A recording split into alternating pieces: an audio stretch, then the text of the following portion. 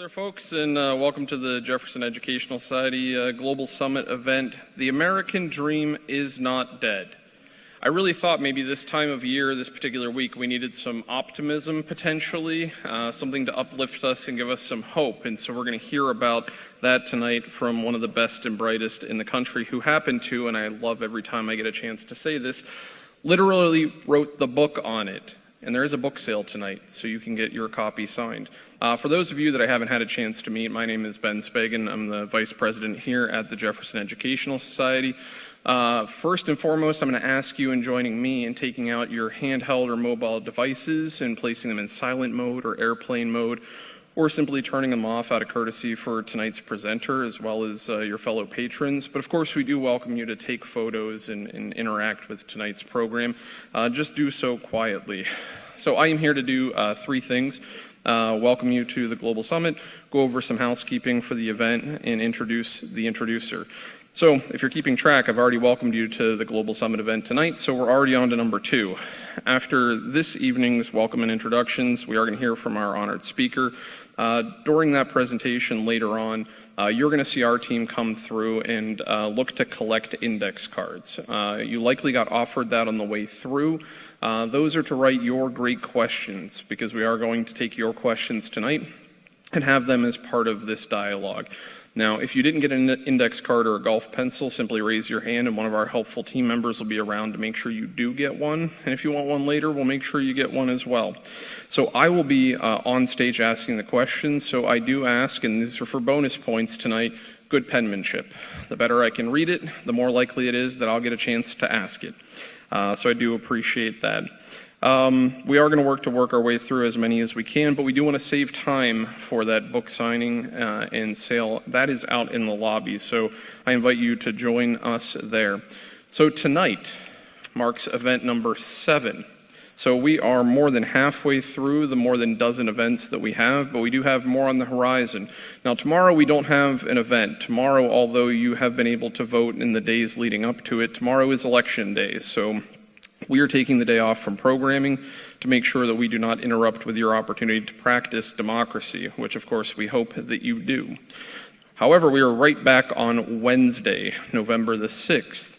We'll hear from managing partner and one of the senior directors at Boston Consulting Group, Joe Davis. He too, I get to welcome him by saying he literally wrote the book on it, The Generous Leader, what it means to be a generous leader in today, in the climate, drawing from his experience as a leader in various capacities in Boston Consulting Group. And what I think makes the book remarkable, and you hear a bit about it in his presentation and our conversation, is that it's not just his insight, that he interviewed notable CEOs from recognizable companies to be able to draw from their lessons learned as well as missteps that might better guide our path. We have a chance to talk with him on Wednesday. On Thursday, we are right back here at the JES. Wednesday's program will be at Gannon University. But on Thursday, we are right back here to learn from Senior Fellow of the Cato Institute, Marion Tupy. He will be talking about superabundance. What is superabundance? Well, I'm sure you've heard the argument that the more resources we expend, the more scarcity arises. Well, that might be the conventional argument. He makes the counter argument that actually the more our population grows, the more we see consumer goods grow, we see resources grow, and that actually despite all of our challenges, we very well might be living in one of the best times, if not the best time, in the course of humanity, despite the growing number of us on a finite planet. We'll talk about that on Thursday. Then, of course, we are right back the following week with 4 more events. We get to learn from Ed Bolton, Major General Ed Bolton, who has assembled a wonderful panel from you all to learn about leading generation to generation and lifting up future generations. Last year, he won the Thomas B. Hagen Dignitas Award. He's back again with a panel. And we have much more coming up, concluding on Friday, November 15th, with prominent scholar and thinker and commentator Dr. Eddie Glaude Jr. All of those programs, information about them, including how to register if you've not yet done so, can be found on our website, jeserie.org, or by talking to one of our helpful team members tonight. Okay, so if you're keeping track, I have done 2 of my 3 things. Now I'm here to interrupt that pattern, just to thank you all for coming out tonight. There is, of course, a lot going on. This is a busy time for our country, and you have a lot of things that can be occupying your time and your thoughts, but you've chosen to be here tonight, and we are grateful for that. Of course, I want to thank our entire JES team under the leadership and direction of our president, Dr. Furky Ferrati, as well as our board of trustees under the leadership and direction of Dr. Beher Gaucher. The Global Summit wouldn't be possible without all of these folks, including the many sponsors that make this happen. Of course, we talk about the impacts of the rise of inflation. One thing that's not changed with the Global Summit, ticket prices are the same as they were day one. We've been able to do that thanks to our community sponsors. A round of applause for them. And they, of course, include many, from LECOM to Erie Insurance to Logistics Plus to Gannon University to PCN to RBC Wealth Management and many, many more that we do want you to take a moment just to, again, thank these organizations, support them in town because they support us. Tonight's sponsor is LECOM Health, and they sponsor a number of our events, and we are so grateful for that. But tonight we have the opportunity to welcome somebody who represents one of our sponsors, RBC Wealth Management, but also represents the JES. Now at RBC Wealth Management, he's the first vice president, but to us, he is the treasurer of the board of trustees. Please join me in issuing a warm JES welcome to Mr. Charles Carl.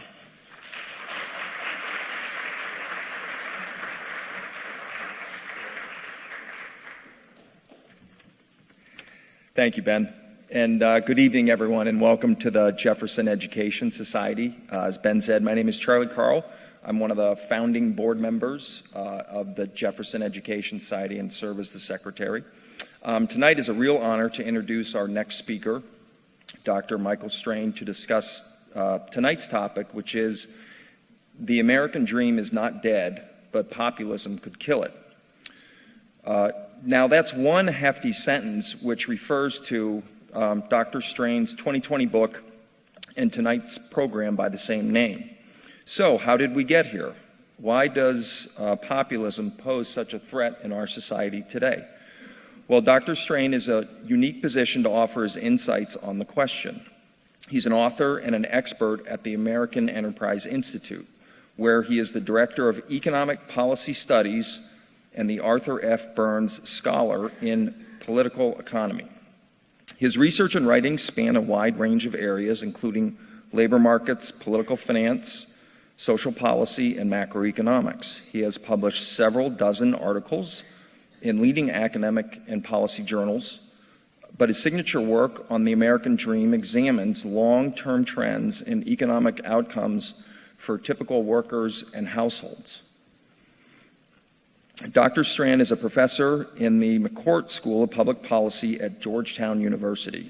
And he is a research fellow with the IZA Institute of Labor and Economics in Bonn, Germany. He is also a research affiliate with the Institute for Research on Poverty at the University of Wisconsin, go Badgers, and a member of the Aspen Economic Strategy Group. He has testified before Congress. He speaks often to a variety of different audiences. He's a frequent guest on radio and television. He's regularly interviewed by broadcast on networks including CNBC, MSNBC, and NPR. He holds a PhD from Cornell University, and please give me a hand in welcoming Dr. Strain to the Jefferson Global Summit.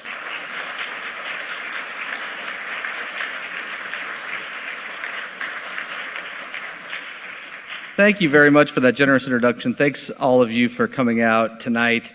I know it's kind of a slow week here in Pennsylvania, so I appreciate your spending some time with me this evening.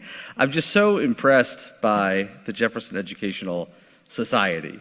I commented to your president that every town like Erie in America should have an organization like this, and he said, well, I happen to be the world's leading authority on that subject, and then started talking to me about his research and his practical experience here, and it's just so impressive, and to see all of you here tonight.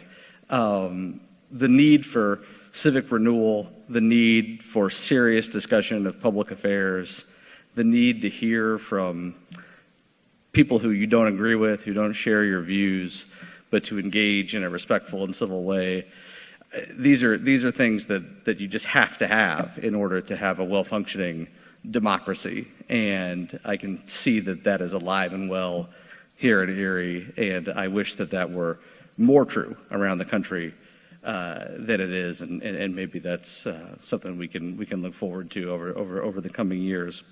I'm going to talk about the health of the American dream, and this relates a little bit to your upcoming speaker on superabundance. I would argue, I've been doing a series of debates with a guy named David Leonhardt, who is a journalist at the New York Times, on this subject, and David's much more pessimistic about the American dream than I am, and I opened those events by saying that there is no better time to be alive than 2024, and there is no better place to be alive in 2024 than the United States of America. And I think that is demonstrably true. That's not just a sentiment, in other words. I think that's something that's an assertion that can be empirically supported. And so that relates a lot to what I'm going to talk about tonight. The title of the book is long. Well, when you include the subtitle, it's quite long, and it refers to the threat of populism to the American dream, and it's really kind of a two-part argument that things in America are going very well, but the path that we've been on under populism is troubling and is a threat to long-term prosperity. I think before talking about that, you kind of have to define populism. And populism is a term that's often used and seldom defined. So I want to define it. I'm going to argue that it's characterized by three things, that's distinguished by three characteristics. The first is a pitting of the people against the elites. The idea that society is a zero-sum organism, and in order for one group to do better, another group has to do worse, and that the elites have been kind of expropriating the gains from economic growth at the expense of the people, and the people therefore need to kind of rally together and fight back to defeat the elites. Depending on the political parties, this fighting back manifests in different ways. Under the Democratic Party, it manifests itself as a call for ever larger government, larger in terms of size and scope. And then on the political right, I think it manifests itself in more of a kind of strongman, authoritarian type posture. The second characteristic is a turn inward. Why should we trade with other nations? We should be self-reliant. Why should we welcome people who were born abroad into the United States, even through an orderly legal process? We should be taking care of the people who were born here first. This is, I think, is an important feature. And it speaks, I think, to a root of populism, which is fear. This manifestation of that fear is to build walls around America and kind of keep the rest of the world out. And a third characteristic is pessimism. And that's what I want to focus on tonight. Pessimism about current economic conditions, pessimism about the ability of people to do better in the future. We've been living with this for a while now. This is a snippet from President Trump's inaugural address, where he's referring to children trapped in poverty, rusted out factories scattered like tombstones across the nation, crimes and gangs and drugs, where he refers to American carnage. This is a very dour and dark and pessimistic vision of American society. Bernie Sanders, the American dream has become a nightmare. Living standards are falling. I think that this diagnosis is wrong. And in fact, I think it's so wrong that it's like factually wrong, right? Now, it may also be morally wrong. It's harder to conclusively demonstrate that. But the pessimism is so extreme that I think it's at odds with kind of basic statistics, and that's what I want to show you. But first, let me say, we talk about populism a lot. We don't define it. We talk about the American dream a lot. We don't define it. I've just claimed that the populist diagnosis of the state of the American dream is wrong. But what do I mean when I talk about the American dream? Depending on who you ask, depending on what time period you're talking about, the American dream means different things to different people. It's a big, broad concept, which is why it's hard to define. The freedom to choose how to live your own life, I think, is a part of it, an important part of it for many people. To have a good life, I think, is a good part of it. Kind of broadly defined: meaningful work, strong community, comfortable retirement, good family. Home ownership is a big part of it, at least it has been in recent decades. I'm going to focus on something narrower than that. The populist critique of the American dream is an economic critique, and I'm going to focus on the economic component of the American dream, though we can talk about some of those other aspects in the Q&A. We can talk about anything you want in the Q&A also, so start thinking of your questions. I argue that a key part of the American dream is based on economic success and upward mobility. Are my kids going to be better off than I am? If you think the answer to that question is yes, you're probably optimistic about the state of the American dream. Am I doing better this year than last year? If you think the answer to that question is yes, you're probably optimistic about the American dream. Does hard work pay off? Do people get their just rewards from economic life? And then, these first three kind of apply to everybody. But I think part of the American dream is also this rags to riches type story. Can exceptional things happen?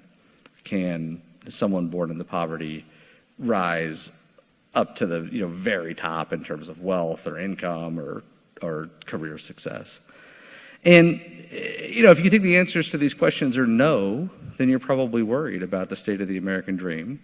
And if you think the answers are yes, you probably feel okay about it. And this is, when I talk about the American dream, this is what I'm trying to get at. And as I said, the populists have won the political argument, at least during most of the last 8 years. President Trump, again, with his characteristic nuance. The American dream is dead. Marco Rubio talks about his family story, and back in 2016, before we really fully engaged with populism, he would tell this story as evidence of American exceptionalism. Then he started telling the story, same facts, as evidence that this is the kind of thing that used to be able to happen in America, but that no longer does. Elizabeth Warren, the game is rigged, the rich get richer, everybody else falls behind. It's really a remarkable statement when you think about it. The accusation here is that the elites, the people who rigged it, want it to stay this way. The elites have actually conspired to put their foot on the backs of typical workers and typical families and steal from them in a rigged system. We hear this language about rigged games so often that I think it loses its force and effect. But it's a remarkable statement. And these are from before the pandemic, just to separate the different, and before the big inflation surge we've had, to separate the different periods of anger. Josh Hawley says 70% of Americans haven't seen a real wage increase in 30 years, U.S. Senator from Missouri. Joe Stiglitz, Nobel Prize-winning economist, the American economy is failing its citizens. James Robinson, a Nobel Prize-winning social scientist. It's a well-established fact that the free market model has done nothing for the majority of people. Ray Dalio, the billionaire investor, the American dream is lost. Tucker Carlson, not really a beacon of hope or optimism. So this is politicians in both parties. These are economists, social scientists, public intellectuals, business leaders, media figures. We're not seeing a lot of positivity. And I want to be positive, but I don't want to be, because I think positivity is empirically correct. But I don't want to be Panglossian, I don't want to be contrarian. Americans have high expectations for economic outcomes, and that is a good thing. The United States faces serious economic and social challenges. I don't want to deny that we have challenges. I don't want to argue that Americans should settle in any sense of the word. I don't want to be Panglossian or contrarian, but I do want to be accurate. And I think what we're doing is we are focusing on problems, right? On groups of Americans who are struggling, on time periods that have been tough. And I think we are generalizing from those experiences. And we are confusing those pockets of problems, those time periods of problems for the general picture. And I'm going to support that with some assertions that the game is not rigged, the benefits of a hot economy reach typical American workers, wages and incomes have not been stagnant for decades, quality of life has improved, the middle class has not been permanently decimated, as you can see here in Erie firsthand. America is still broadly characterized by upward economic mobility. And so let's just raffle through these. So, this graph is a little technical, but in many ways I think it's the most important picture that I can show you to explain the rise of populism. And so, what does this graph do? This graph breaks American workers into different income groups. Right? So the P20 there, that's the 20th percentile of workers by wages. Those are workers in the bottom 20%, workers for whom 80% of people earn more. P50 is the median, so half of workers earn more, half of workers earn less. P90 is the top 10%. And all these wages have been indexed to the year 2007. So that's right before the global financial crisis. And what you see is astonishing. You see that it wasn't until 2014 that the median wage recovered its 2007 level. So in 2008, 2009, 2010, 2011, 2012, 2013, half of workers were earning less than they were earning in 2007 before the financial crisis. Now, you were all, looking at this and experiencing the weight of what I've just said, which is refreshing, because normally when I recently at least, when I've been talking to groups, there have been a lot of college students in the audience for whom 2008, they were like 4 years old, and they look at me like, financial, what? So I'm glad this is not distant history. How can that thing that happened when I was 4 explain this election? This is the attitude I get from the kids. But this is amazing. It wasn't until 2015 that the 20th percentile wage recovered. This is why, if you wanted to be extremely simplistic about it, and you forced me to pick one explanation for American politics, this is it. This explains the rise of the Tea Party on the political right during the early Obama years. It explains the rise of Occupy Wall Street on the left. It explains why President Obama declared that income inequality was the defining issue of our time, even though in the 90s nobody had ever heard of it. It explains why Donald Trump was able to capture the Republican nomination with a third of the primary vote in 2016. It explains why Bernie Sanders almost captured the nomination of his party as well. And it follows a historical pattern that we see in other nations going back many decades. But those years weren't typical. And what this graph also shows is that things turned around. 2015, 2016, certainly 2017, 2018. See the lines for the low-wage workers are steeper. The gains of the hot economy of those years are accruing disproportionately to low-wage workers. Wage inequality is falling during these years. The game is not rigged. Instead, lower-wage workers with less education, are just more sensitive to the business cycle. They get hit harder on the way down. They benefit more on the way up. And that's what we saw, exacerbated by the fact that the financial crisis was such a traumatic event, and the Great Recession was the most severe downturn we've experienced since the Great Depression of the 1930s. Same thing happened after the pandemic. That green line is the median wage for high school graduates, for workers who didn't go on to receive any college education. The blue line is the median wage for college graduates, workers who went to college. And you see that wage growth was way faster for high school grads than college grads during the extremely hot economy that we've had since the pandemic.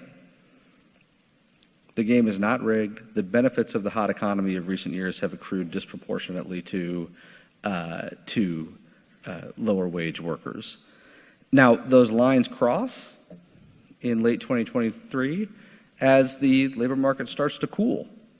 So again, those lower wage, lower education workers are just more sensitive to the business cycle. That's the last business cycle. What about the longer term picture? I argue that wages haven't been stagnant for decades.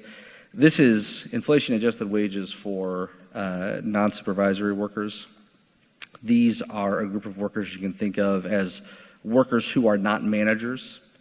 In the manufacturing sector, these are manufacturing workers. In the construction sector, these are construction workers. And in the services sector, they're literally non-supervisory workers. This is about 80% of the workforce. And, roughly speaking, the bottom 80%. And, what I see here are 3 time periods. I see a period of robust wage growth following the end of the Second World War.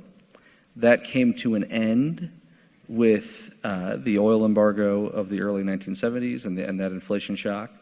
And that inflation shock let loose a troubling period for typical workers, where price inflation was outpacing wage inflation.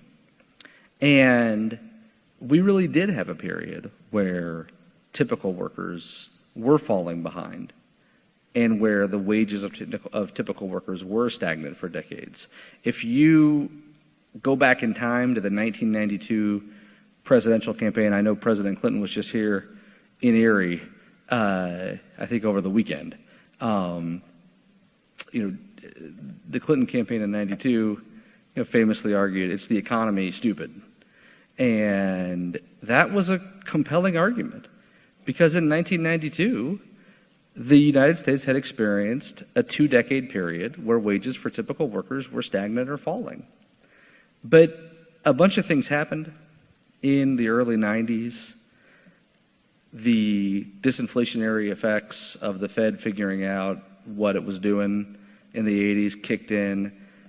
The Clinton administration got the nation's public finances in order, brought the budget into balance. We had a tech boom. A whole bunch of stuff happened.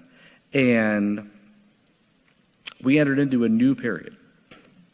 And since the early mid-90s, wages for typical workers have grown by about 45%. This is not stagnation. Wages have not been stagnant for decades. Now, this is not uninterrupted progress. So this right here, can we see if I do that? We can't see. Where did my little clicker go? All right. So this, there we go. Everybody see? So that's the financial crisis. That's the chart I showed you 2 charts ago. That's a rough period. So this is not a period of uninterrupted progress. This is a period where inflation got a little hot, right there. This is not uninterrupted progress. There were time periods where we weren't making progress for a few years. But over this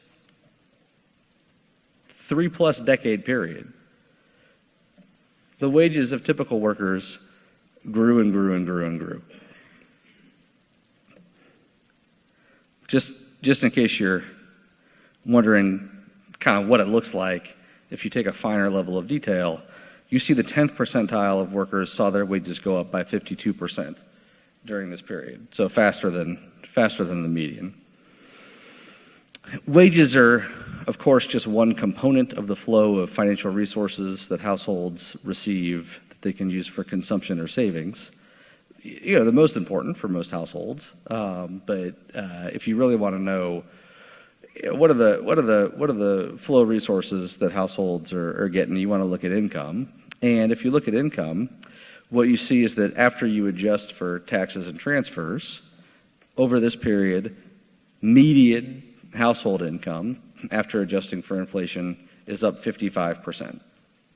And this stops at the pandemic, even higher if you include post-pandemic years. For the 20th percentile household, this is the household where 80% of households earn more. Post-tax and transfer income up 74%. Incomes have not been stagnant for decades. That's 2 of our 5 assertions. Our third is that, I talk about this with friends of mine who are more interested in culture and less interested in economics, and I get this response that, man does not live by bread alone, and I guess that's true. I think looking at broader quality of life is really important here. I don't think many people who were alive in the 1970s would really want to go back and live there. You get the sense from a lot of Republicans that they want to turn the clock back to the 50s. And I don't think a lot of people would want to go back to the 50s either. I particularly don't think you'd want to go back to the 50s if you are a racial minority or a religious minority. I don't think you want to go back to the 50s if you're a woman. And so, knock those 3 groups out, and maybe like the most who would want to go back are the white guys, and that's not a majority. But even apart from those considerations, I mean, if you just look at, because that can be kind of fuzzy, right? And you can start having debates about, status anxiety and these sort of things. So, look at just some facts. Your odds of surviving a heart attack are enormously higher than they were decades ago. The mortality rate from heart disease has fallen in half over the last 50 years. I'm just old enough that I learned that I did my first school papers on a typewriter. And I remember when my family got a personal computer, and I remember when we got America Online and this sort of stuff. And, I just think about, I flew into Cleveland today, and I'm waiting for the car to arrive, and I have 25 minutes to kill, and so I do a video call, a video meeting from my phone, and then I get in the car and chat with the driver for a few minutes, and then I think, well, how long do I have until I get to the hotel? And I pull up Google Maps and discover that I have 1 hour and 12 minutes exactly, and then I take a different device out of my briefcase, and it's a like a portable internet broadcasting thing or what, I don't remember the name of it, jetpack, I think is what it's called. And so I turned my jetpack on and I open up my laptop and then I VPN into my server, and the VPN has two-factor authentication, which I have to, prove from my phone. And, I'm like sitting there in the back of the car working for an hour. It's astonishing. And then I get to the hotel and then I open up my iPad and I help my son with his homework, as if I were, it's probably he'd rather me be sitting at the kitchen table, but it's not that different, for, 1 or 2 nights a week or whatever. It's astonishing. It's astonishing. I used to drive around Kansas City with a bunch of quarters in my cup holder, and I'd pull off and call people on a payphone, and now look at how we live. Air travel is much safer than it used to be. People have way more time off. People have access to astonishing educational resources. I taught myself how to play a Bruce Springsteen song on the piano over the weekend by watching a YouTube video. And the guy who made the YouTube video plugged the song into some sort of AI algorithm that figured out the keystrokes. And it's just, and now I can play the song, which is great for me. And, but that would not have really have been possible in the 50s, in the golden age of the 50s. So, I think would we rather go back? Senator Vance would argue that life was better in the 50s because it was easier to support a family off one income. There was less status inequality between college-educated Americans and high school-educated Americans or whatever. We can debate that, but those are fuzzy statements. I think if you look at statements that can be quantified, today beats the 70s, it beats the 50s, it beats the 30s. So that's 3 of our 5. Middle-class jobs, has the middle of the labor market been permanently hollowed out? I think folks who live here in Erie know it hasn't. And Erie is transitioning. Services are big in Erie.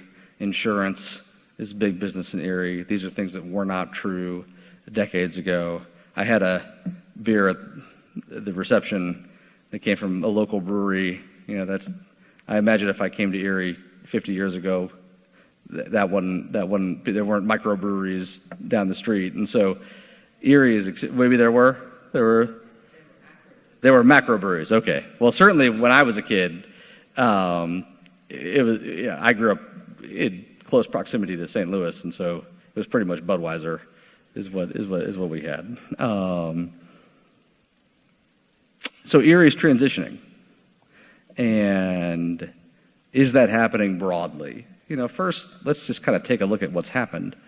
So what this graph does is it looks at some big occupation categories. Production workers, those are like manufacturing workers. Office administrative workers, think of those as clerks. Health and personal services workers, managers, professionals. And the way this graph works is that as you go to the right, as you read from left to right, the occupations become higher wage. So the lowest wage occupations here are health and personal service workers. The highest wage occupations are managers. And then these bars show the employment change for those occupation categories in different decades. And so when the bar is below 0, that means that the occupation was shrinking. And when the bar is above 0, that means the occupation was growing. And what do you see? You see the middle being hollowed out. Right? The middle wage occupations here are production occupations, office and administrative occupations, sales occupations. Those are the occupations where you see declining employment. These are middle wage occupations. These are the occupations that in the 50s, 60s, 70s, you could go straight from high school, get a job, support your family on one income, because these were middle wage occupations that gave you a path to the middle class. And they are in decline over this period. They're more in decline in the 70s, 80s, and 90s than over the last few decades, but they are in decline during that period. What's taken their place? Low-wage occupations and high-wage occupations. And so that's where you see growth, is in the low-wage services occupations and the high-wage services occupations. So this is hollowing out. This is true. When you hear politicians talk about declining middle-class jobs, there's support for that assertion.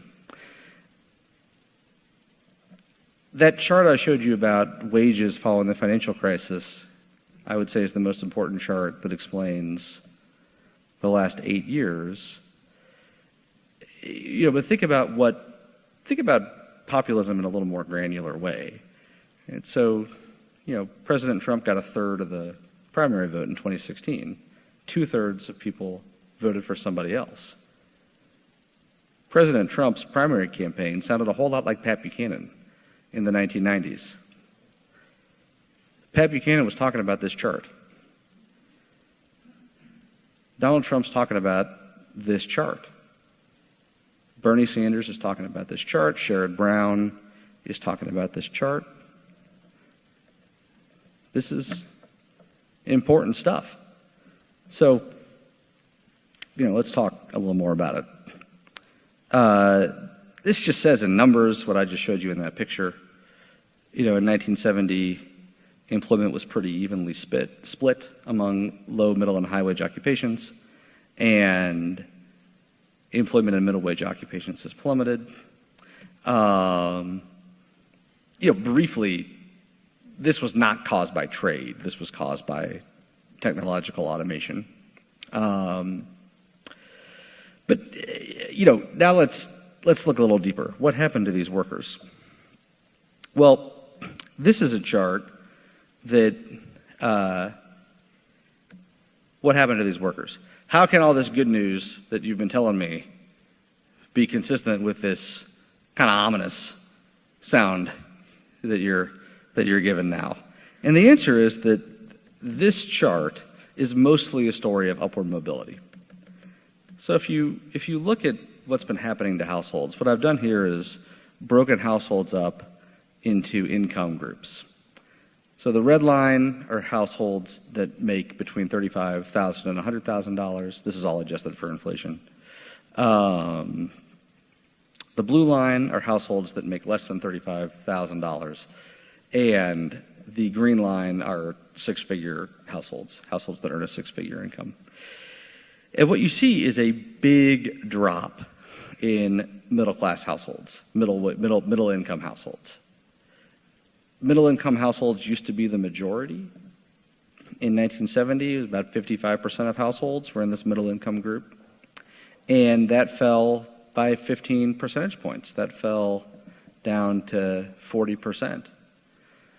But you didn't see a rise in households earning less than $35,000.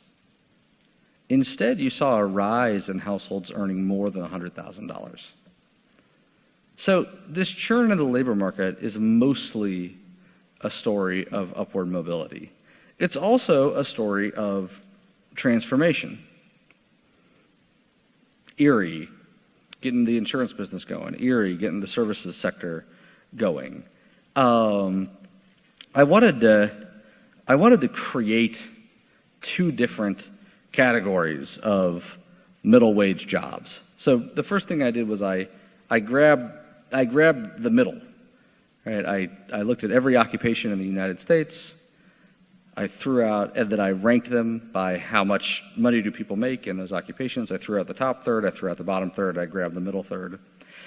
And then I said, okay, I'm just going to sort this middle third into two different groups. One group I call the old middle. These are the jobs with all the political salience: production occupations, construction and extraction occupations, clerical occupations. Specific examples: assemblers, metal fabricators, meat packers, poultry and fish cutters, machine setters, et cetera, et cetera. And then I say the new middle is going to be everything else. If you're not in the old middle, you're automatically in the new middle. And a bunch of these are in healthcare support, transportation, education, training, personal care and services. And what do you see? You see old middle jobs declining and new middle jobs rising. And given enough time, I think what you're going to see is the new middle kind of continuing to rise while the old middle peters out. Our political debate is about how to stop that blue line from falling. That blue line is falling because of massive global factors, like new technological advances, new ways of doing business, global demographic factors. We're not going to get that blue line to stop falling. A more productive political debate would be about how to equip Americans to get jobs in that red line. How can we get more people into that red line? How can we bring opportunity to people? You can't bring opportunity by wishing opportunities existed that don't exist and telling people they should be mad about it and telling people things that aren't true about how you're going to change it. What you should be doing is respecting people enough to tell them that they need to get into those red line jobs, and that the government's not going to give them a cold shoulder. The government's going to give them a hand up to help them get into those red jobs. You know, what are they? Sales reps, truck drivers, personal service managers, HVAC mechanics, installers, education, teachers, event planners, chefs, paralegals, all sorts of stuff. Tons of stuff we can do in here. And these jobs probably require a little more education, a little more skills, a little more experience. But more so, they require different kinds of skills. They require different kinds of skills: social intelligence, customer service, technical administrative skills. These are not the skills that you needed for a job in the factory in 1970. But, you know, we don't live in 1970. As the kids who think the financial crisis is ancient history will tell you, 1970 was a long time ago. And we need to think about how can we equip people to get these jobs. All right, that's 4 or 5. Finally, America is still upwardly mobile. You know, this can be a complicated subject, and I tried to simplify it. And what I did was I went into the data and I said, okay, let's just ask a simple question. Let's take people who are, roughly 40 years old today, compute their household income, then figure out how much money their parents earned when their parents were the same age. Compute their parents' household income, adjust for inflation and that sort of stuff, and then compare the two. Say, how many people are earning more than their parents did? And the answer, it turns out, is 73.1%. If you look at folks who were raised in the bottom 20%, it's 86%. If you look at folks who were raised in the income group right above that one, maybe you want to think of this as the working class, it's 76%. So, we should want all these to be 100. We should certainly want the 2 blue bars to be 100. We're not done. The mission has not been accomplished. There's more work to do. We need better policies. We need to focus more on this and try harder. But if you have to choose between America is a class-based society where the game is rigged and where there's no more upward mobility, and America is an upwardly mobile society, I think you got to go with this one. You got to go with this one. And, these aren't small increases. And so, this, I think we're doing a lot better than the populist agenda says. But I think that the challenge is greater than that, because it's not like the populist agenda would be neutral. I think the populist agenda would set the country back and has been setting the country back.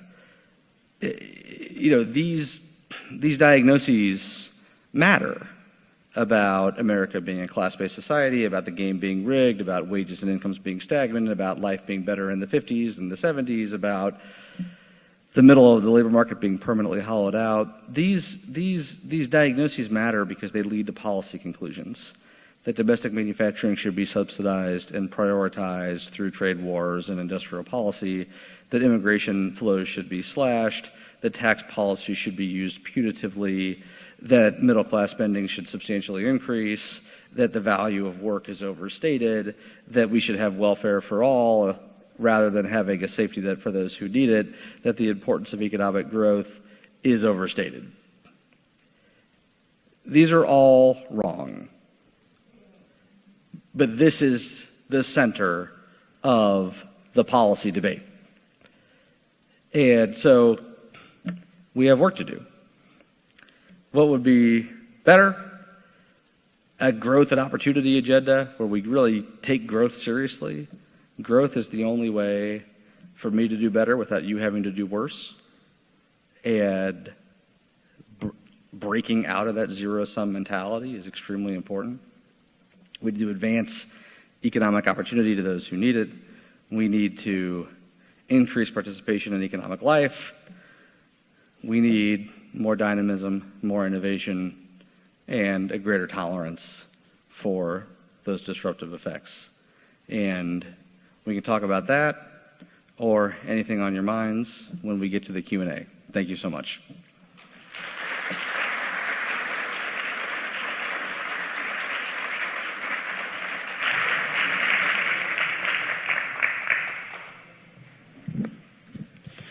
Folks, how about another round of applause for Dr. Michael Strain?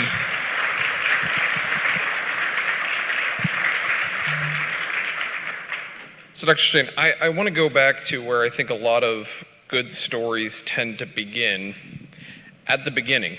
Let's go back to the beginning remarks tonight. We heard a hefty sentence: the American dream is not dead, but populism might kill it. What piqued your interest in this, that you had to write a book, that you had to do something to actually put this data out there and to have this argument, to go toe-to-toe with people that are saying, we're pessimistic, it's dead, the American dream's never coming back? What got you started? It's a very good question. I'll try to keep it short because I could talk about that for about an hour. But it was mostly the sense that the debate had really kind of jumped the shark. I had been quite used to going to meetings and going to conferences and talking to people in and outside of Washington about the problems that America was experiencing. But it really wasn't until 2014, 2015, that it really started to accelerate after that I started hearing these statements that were just clearly wrong. And that were wrong, I think, in a harmful way.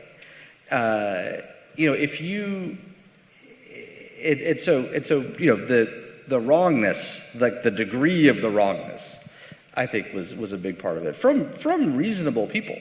I put 2 Nobel Prize winning economists up on one of those slides. They're not dumb people by any stretch. And so the degree of the wrongness, I think, was part of it. But I noticed that I felt like, look, if you tell people that the game is rigged against them, that they are victims, that they have no agency. And you're wrong. But if you convince people that you're right, then they might create the problem that doesn't exist, right? If you tell somebody you are helpless, you can't do anything to better your circumstances, and they say, okay, well, I'm helpless, I can't do anything to better my circumstances, I'm not going to try hard, I'm not going to exert effort, I'm not going to aspire to the kind of career I might want, I'm not going to take risks, nothing I do will pay off anyway. That's what everybody's saying. And so I'm going to, play video games and, phone it in at work. Well, then you're going to see your wages stagnate and you're going to see your income stagnate and you're not going to have a lot of opportunity in life and you're not going to advance and you're not going to experience upward mobility and all the things that, it becomes kind of a self-fulfilling prophecy. And, kind of anecdotally, I felt like we were at risk of that. And so that's a sense in which populism could snuff out the American dream. So when you first started talking about this with your colleagues, your peers, anybody else in this conversation, were you met with, thank goodness somebody's finally brought an antidote to the conversation, or were you met with skepticism of, I don't know, Mike, I do think it's dead? What were the reaction when you started having those conversations of, I want to write this book and I want to put this forward because this rhetoric is harmful, it's dangerous? Deep skepticism.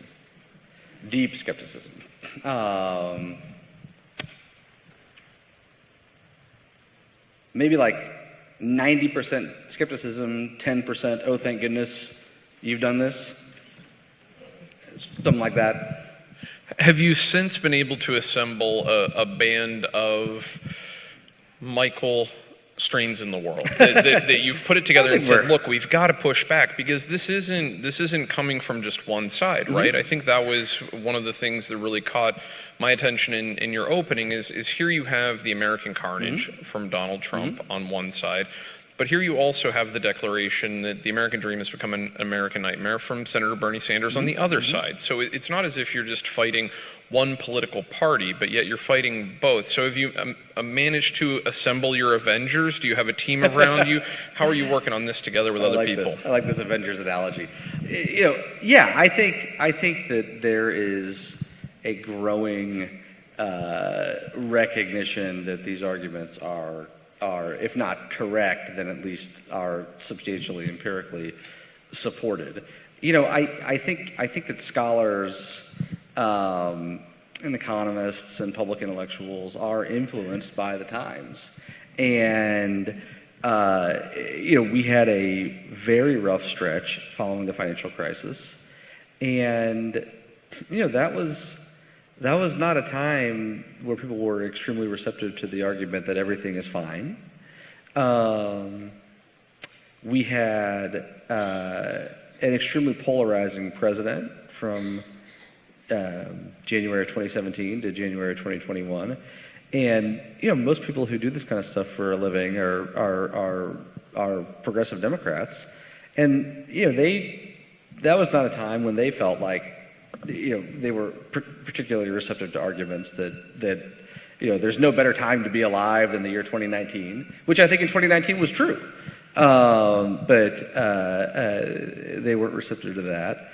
Then we had a once-in-a-century global pandemic where hundreds of thousands of people in America were dying. And then we had an inflationary episode that was more severe than anything that we've had in 40 years. And so, once-in-a-century financial crisis, worst economic downturn since the 1930s, populist, divisive president, once-in-a-century global pandemic, once-in-a-half-century inflationary episode.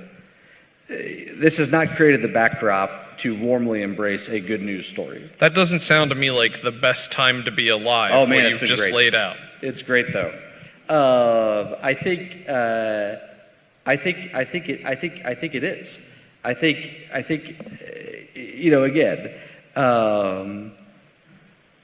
If you contracted COVID and had a bad run with it, if you lost a loved one to COVID, clearly it was not the best time in your life. But that wasn't, for most people, for the vast majority of Americans, this was an inconvenience. And, a pretty big disruption for some. But it was not a kind of catastrophe. Inflation was very disruptive, but most people saw their wages and incomes grow in nominal terms, kind of along with it. If you were an asset-owning household, you probably came out ahead. And so, I think the lesson is not, when you look back on what life has been like since 2008, the lesson is not that it's been a bad time to be alive. I think the lesson is just that life in this world is difficult, and there are difficulties that you have to face. I was recently speaking before a group similar to this one, and somebody in the audience raised his hand and talked about the challenges that his 25-year-old son is facing. And, school in the pandemic, and then, hard to get a job, and then this inflation, and can't buy a house, and all this stuff. And, a guy says, how can you say this is the best time to be alive? And I said, I don't know. I think about my grandfather, who grew up in the Depression. When he was 18, went to Europe to fight in World War II, drove a tank from Normandy to Berlin, witnessed horrible things that led him that contributed to alcoholism. Came back. It was much harder to control fertility. Had a bunch of kids, and all of a sudden he's, a guy in his late 20s with this family who can't get over his childhood or his experiences in World War II. Would you rather be him, or would you rather be the 25-year-old who has to face a 6% mortgage rate? Not to downplay the challenges of today's 25-year-olds, but just to say that, life is hard. And if your standard is,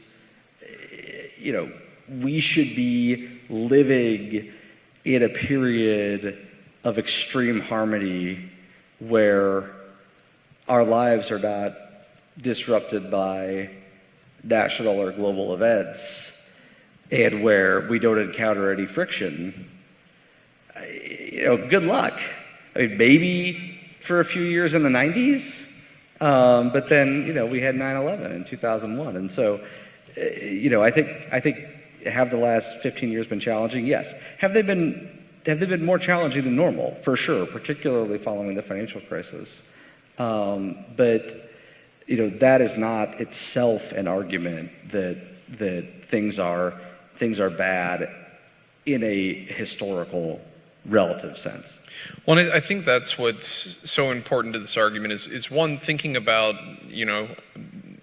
Americans on the whole, how we're doing, and then how we're comparatively doing, to those of the past. And, I was, thinking the same thing of, we didn't have a personal computer in my household until I was in the 7th grade. Like, I remember encyclopedias and having to get a big, thick book off of the shelf and look it up before things like the internet were as readily accessible as they are today.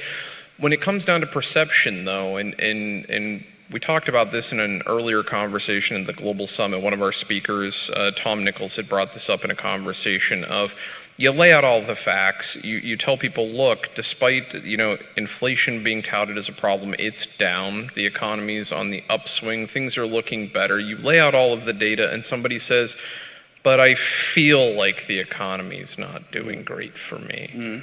What do you do with the feelings? Well, I think you have to take the feelings seriously. And I guess it depends on who you are. So if you are President Biden, the wrong thing to do is to tell people your feelings are wrong, and that was the tactic that they tried, and that's not going to work. Instead, I think you have to understand why people are feeling that way, and people really don't like inflation.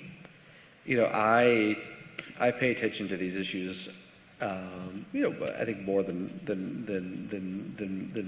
most people, and I remember taking my family to a restaurant. I remember in 2021 taking my family to a restaurant that we went to pretty often for lunch on a Saturday, and instead of $40, it was $60, and I felt like somebody punched me in the face and stole a $20 bill out of my wallet, and then I kind of said, well, wait a minute, like supply demand, you know what's going on here. Nobody's stealing from you.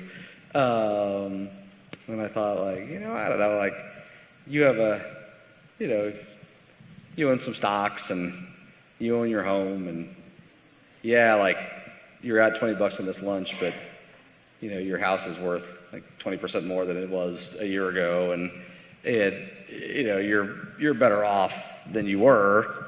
You should, if you care about your net worth, you should want the inflation you're experiencing right now and be greeting it with joy, and you should be thanking the restaurant for the inflation.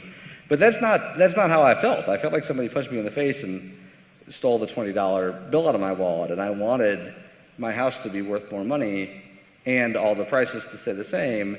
And that's not an adult feeling. Right, but that and a free dessert. And I wanted a free dessert, and I wanted all sorts of stuff, right? And so, I think, what do you do? What do you do if people say, well, it just doesn't feel good to me? I think if you're a guy trying to get people to vote for you, you've got to understand why they feel that way, and there are reasons to feel that way that maybe we could talk about if you want. I think if you are me, what you have to do is say, okay, well, are those feelings rooted in the evidence, or are those feelings coming from somewhere else? And appropriately diagnosing the source, I think, is an important input into the policy process of addressing the situation. You gotta properly define the problem before you can start coming up with solutions. Well, I think too, perhaps it's part of how much we read and see and are exposed to through media as we have these kind of conversations. And we have a lot of great questions from you, the audience. I'm going to start asking yours because they're better than mine, and I thank you for doing my job for me. But still, if you have questions, raise your hand, get the index card to our team. We'll make sure we try to get these up here. I'm going to combine these two because I think there's a shared commonality, thinking in terms of the elites versus the people, and the idea of the number of billionaires now controlling the amount of wealth. And so one person's asking you to comment on the rise of the billionaires holding more wealth than large segments of the population, and the other's thinking about CEO pay, up 1,000% in the last 50 years compared to workers. I think goes back to your hollowing out of the middle, that hurts and leads to the elites versus the people. So what do we do with the billionaires, the CEOs that are seeing 100% raises, yet worker wages aren't keeping pace with that? How does that fit into the American dream not being dead? So, I think it's a good question. Inequality is a tricky subject, and there are many different measures of inequality. One way to think about inequality is to think about it as, how much do the, if we're talking about billionaires, right, like how much do the, 10,000 richest households control or something like that. But, the issue with thinking about it in those terms is that 99.999% of people don't live in the top 0.001%. And if you want to know what's happening, broadly speaking, in America, then focusing on what's happening with the 10,000 wealthiest households is not a particularly useful tool. And that's why, what I focus on is an inequality measure that includes the very top, but that also includes everybody else as well. And when you look at that holistic measure of inequality, what you see is that big increase in inequality in the 1980s, big increase in inequality in the 1990s, inequality still kind of growing in the early 2000s. But for the last 15 years or so, you see inequality growth either stagnant or even declining. If you look at wage inequality, so not income, but just wages, we saw that wage inequality was falling in 2017, 2018, 2019. Wage inequality was falling in 2021, 2022, 2023. And, so like, how do you square all this? Inequality is kind of soaring in the 1990s, but people don't really care about it. Inequality is stagnant or declining over the last 15 years, but people are all upset about it.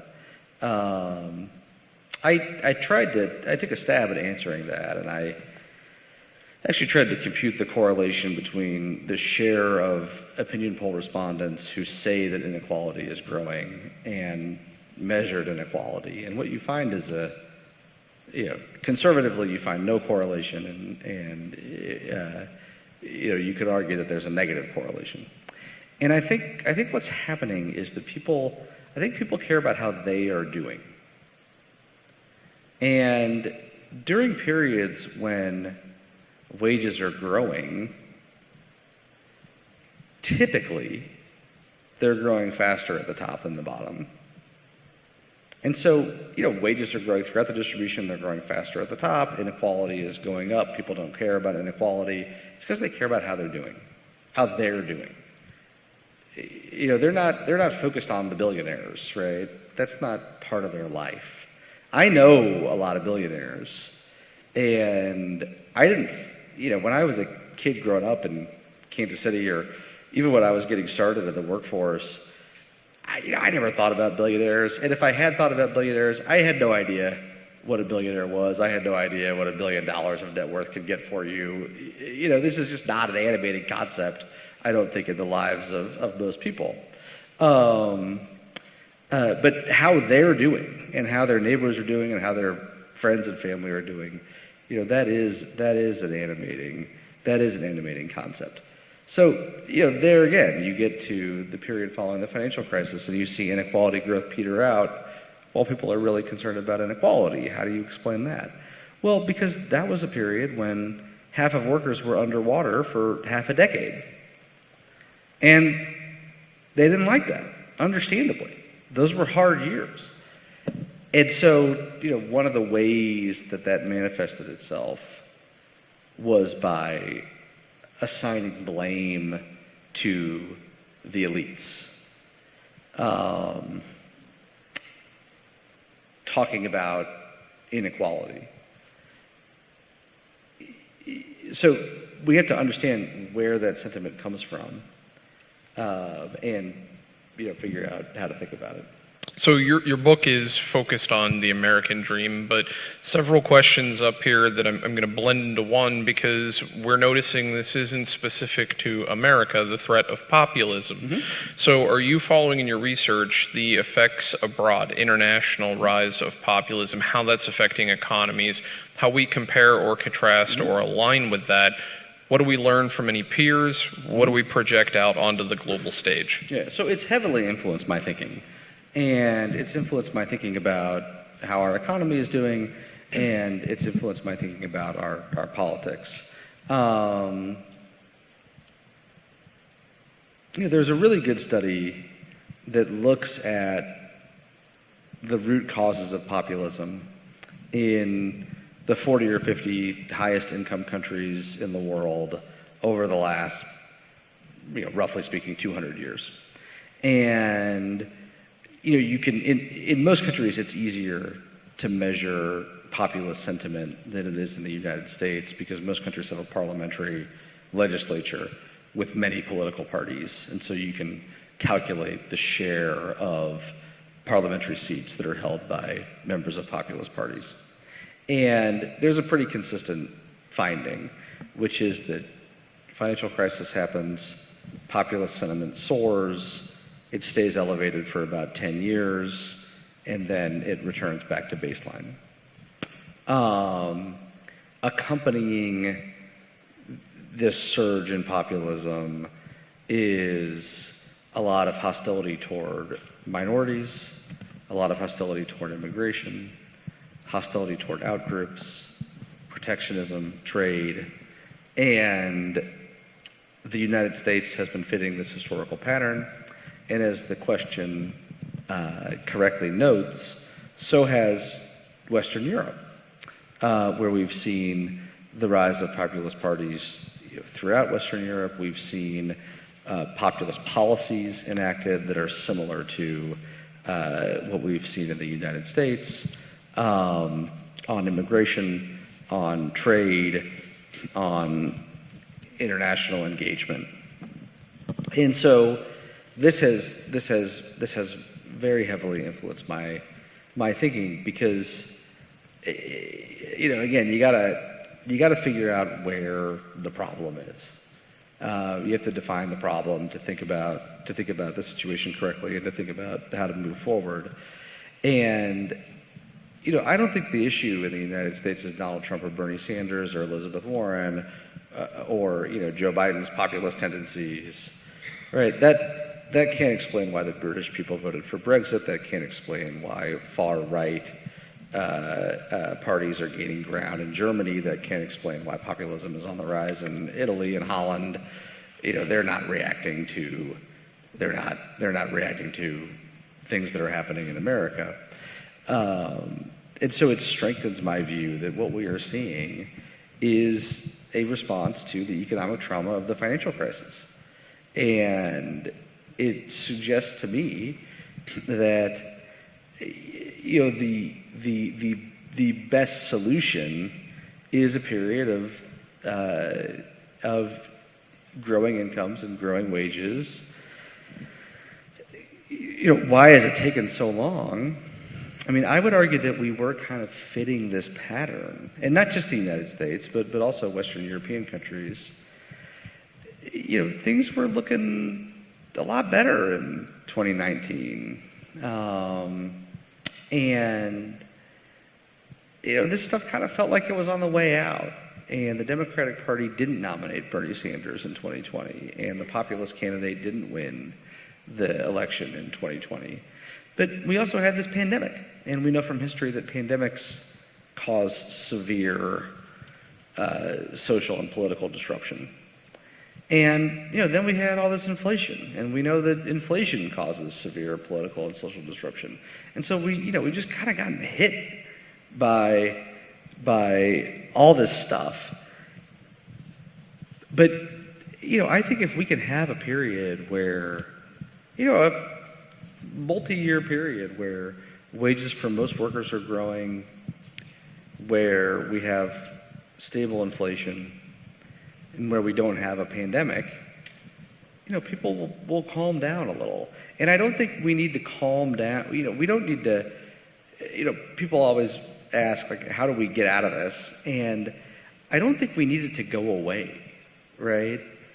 This sort of sentiment was very well represented in the Republican Party in the 1990s. But maybe it was like 25% of Republican primary voters. And in 2016, it was a third of Republican primary voters. And so maybe we just need to get a third down to a quarter. And that's a lot easier to do than getting a third down to zero. Similar dynamic, I think, on the political left. That feels a lot more achievable to me. And there are reasons to be skeptical of my optimism, but I maintain it nonetheless. So, Michael, I want to save time that we can get to the book sale and signing. A reminder that's in the library. So, how about lightning round? Let's go quick on this because one Give me person. a word limit. Let's go lightning. So this person's asking about self-accountability, and I think this goes back to something you were saying earlier. The me it impacts me. At what point, does a reluctance to talk about the impact of poor choices on a person's economic success or failure impede our ability to discuss the issue of economic opportunity? So, own personal accountability. It's substantial. We do not feel comfortable talking about the obligations and responsibilities of people, and I'm going to try to go fast. This is a marked change. President Clinton talked about the American dream for all who were willing to work for it. President Obama talked about the importance of personal responsibility. President Bush talked about the importance of personal responsibility, and that has just evaporated from the public conversation. When the black community struggled in the 1980s with addiction to illegal drugs, we got Just Say No, we got Don't Do That. When the white working class struggled with addiction to opioids in the 2010s, we got Deaths of Despair, we got You're All Victims, we got It's International Trade's Fault. And I think it's a huge obstacle. Treating Americans like adults will help them and will help the economy. So here are two contrasting points. One person is wondering whether more support from the federal state levels toward entrepreneurship would allow people to take greater risks, would prop up the middle, so to speak, stop the hollowing. Another person's concerned that generous benefits from federal government, state government, discourages people from working harder. Which is it? I think it depends on the benefit. We have some benefits that definitely discourage people from working, like our disability insurance programs, for example. We have other benefits that are specifically tied to work that have been shown to increase participation in economic life, and so you've got to design the benefit appropriately. 15 seconds on each. Role of higher education toward the middle, role of pushing on entrepreneurship or apprenticeship models on middle. I think if I had to pick, I would be focusing on entrepreneurship and apprenticeships. Final question I'll ask you to think about it. I'll say a few things to the audience. We'll come back to your answer. Populism was a greatest threat to American dream in 2016, 2020, 2024, the future. So you have to pick which year that populism was the greatest threat to the American dream recently, 2016, 2020, 2024, or sometime in the future. But before you answer, I want to thank you all for coming out tonight.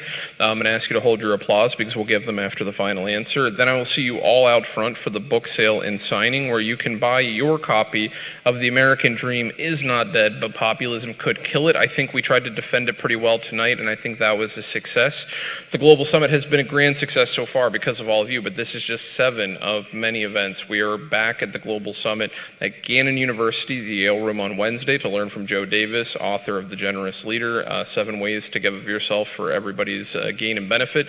Then back here at the JES on Thursday for Marion Tupy to talk about superabundance, living on a finite planet with infinite resources. Then, of course, more programming the following week. So, Dr. Michael Strain, when was it the greatest threat? 2016, 2020, 2024? Or sometime in the future? What's your read on populism right now? I think a lot will depend on what happens tomorrow, which makes it hard to answer. So come back tomorrow night. Go vote tomorrow. I forgot to mention that. If you've not already, please do participate in democracy. That is happening tomorrow. Kind of a big deal, I hear. So we might want to practice and participate in it. And we won't prognosticate from the stage, but yes, tomorrow matters a lot. I think probably 2024. I mean, we have we have a weird political system where we operate on 4-year cycles in a way that parliamentary democracies don't. And, you know, the way the parties settle internal policy disputes is through picking presidential nominees. And, you know, nothing really happens until the nominee is picked. And so, you know, the Republican Party is a populist party. And the Democratic Party is pretty populist.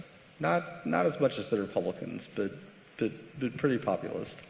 Now, you know, I get the sense from Vice President Harris that she's not as into that stuff as President Trump or President Biden. But President Trump still is. And so, you know, I think what's in the best interest of the nation is to have two parties competing on a policy agenda that is not demonstrably at odds with facts. And,